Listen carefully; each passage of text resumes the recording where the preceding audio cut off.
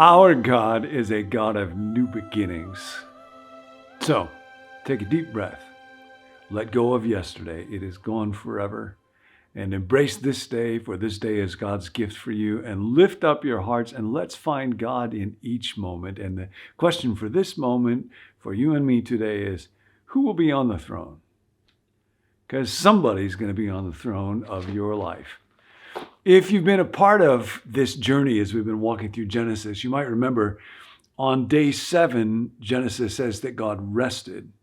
And we've looked at how this was a particular idea in the ancient world. God would rest in his temple. That's why a temple was built. And it didn't mean nothing was going on. King would rest on his throne in his palace. And what that meant was that the order that was needed to set up the kingdom had been done, and now he could get on with establishing the kingdom. Kind of like you could set up a computer, and the reason that you do that is so that then you can begin to use it. So when God hits the 7th day, he's resting on his throne. That means he's going to be establishing his kingdom. That's good news for everybody. We see this, for example, in Psalm 132, verse 13 following. It says, "For the Lord has chosen Zion, Jerusalem. He's desired it for his dwelling. This is my resting place forever and ever.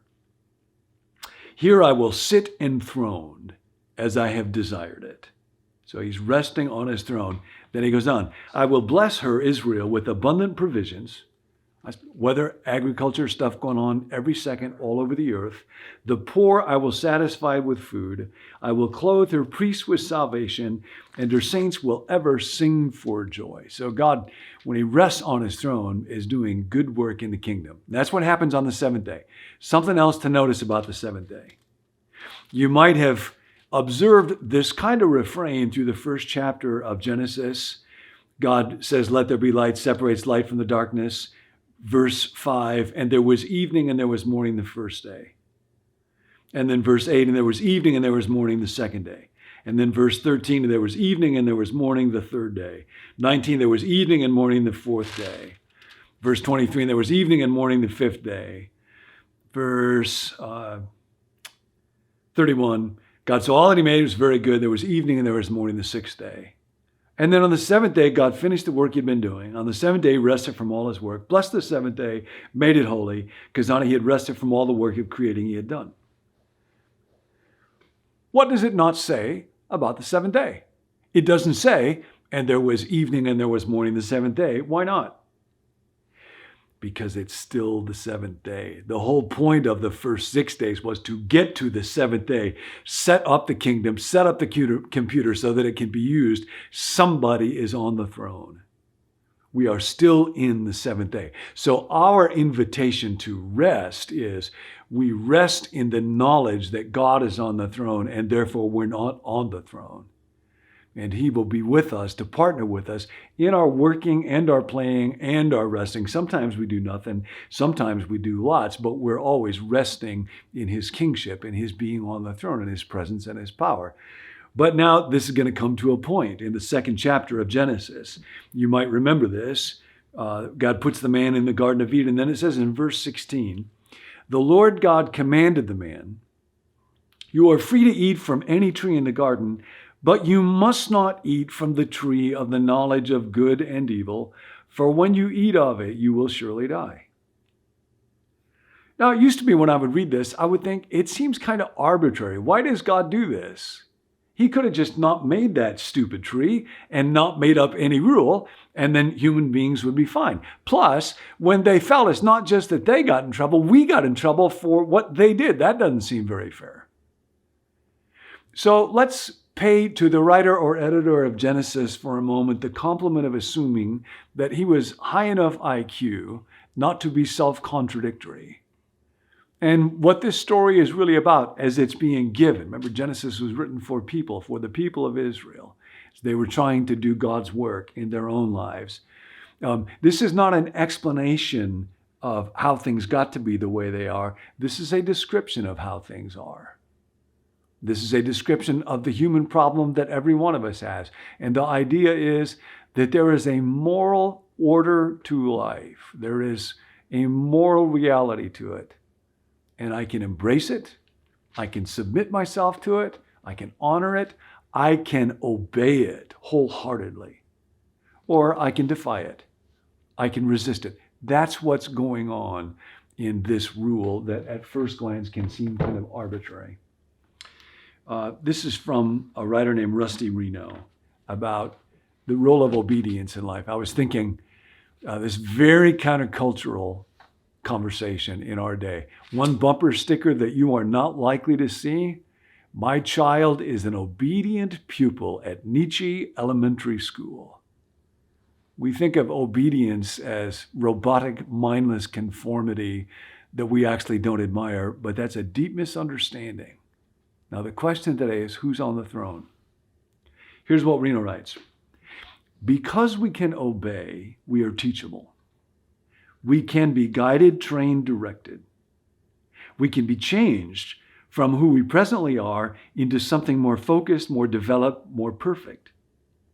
So, for instance, our natural capacity for language can be trained into an ability to read. Our native mathematical skills can be shaped into an advanced knowledge. Our bodies can be strengthened by good coaching. Our moral character given sharp outline by high expectations. The teacher gives assignments. The coach barks orders. The parent lays down rules. From the beginning, therefore, the commandment that calls for human obedience is God's grace. Law and our capacity to be law-abiding is the motor of our transformation. It is the engine that moves us from the sixth day toward fellowship with God in the seventh, where He is on the throne. It is our capacity to be coachable, to learn to obey, that actually gives us freedom. Because if I'm always doing whatever impulse grabs me at the moment, I am never actually free. So here's a picture of healthy obedience to God, actually of discipleship to Jesus, from a movie you may or may not have seen from about 40 years ago called The Karate Kid. And Mr. Miyagi, I think it is, offers to teach Daniel, who's tired of being picked on by bullies, the art of karate. And what he says is, I will make with you a sacred pact. I will teach you and you will learn. I promise to teach, but you must promise to learn. I say, you do, no questions. That's the deal.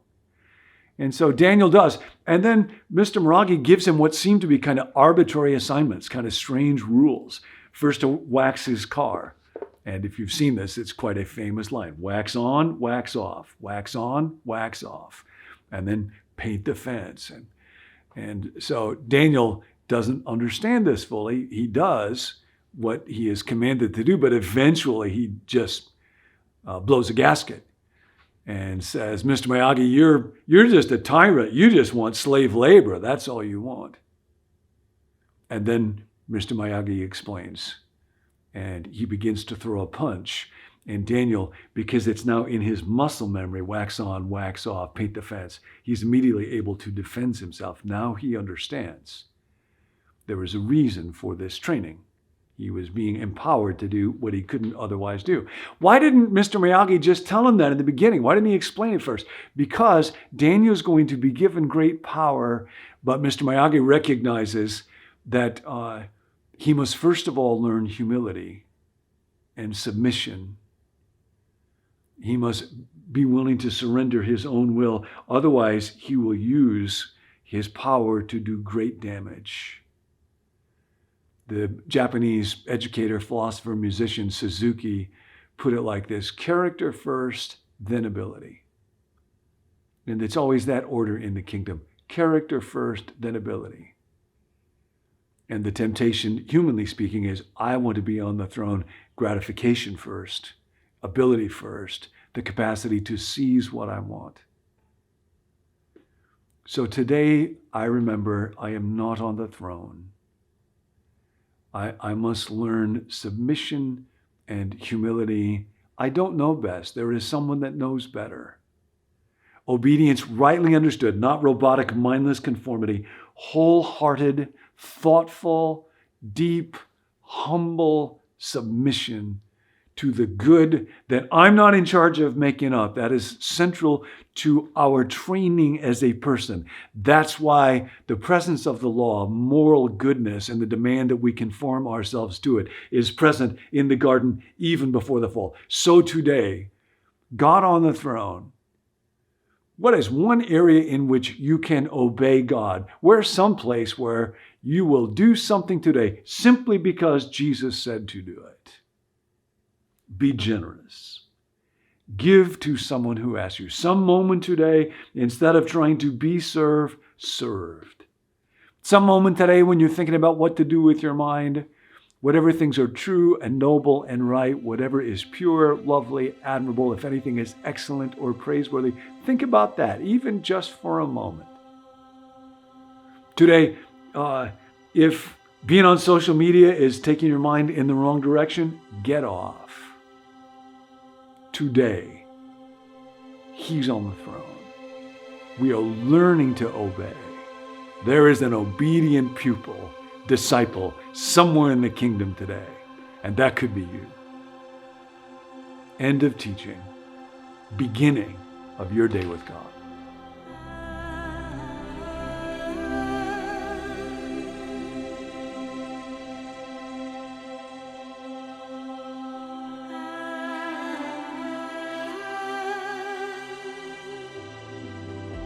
Thanks for joining us. My name is Tim. I'm a part of the team here at Become New.